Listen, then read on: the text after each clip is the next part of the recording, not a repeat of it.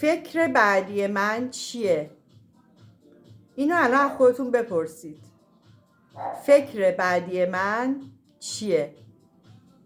میبینید که تو افکارتون فاصله میفته.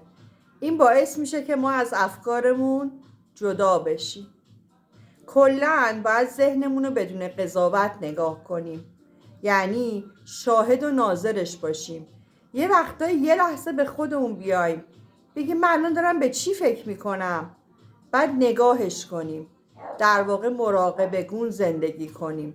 تو هر لحظه حواسمون هم به خودمون و افکارمون باشه، هم به محیط اطرافمون، به همه چی توجه کنیم، به 5 حواسمون دقت کنیم. این باعث میشه که بتونیم تو لحظه بمونیم و اینکه نظم داشته باشیم. نظم بیرونی روی افکار و ذهن ما هم تاثیر میذاره و اونو ساماندهی میکنه.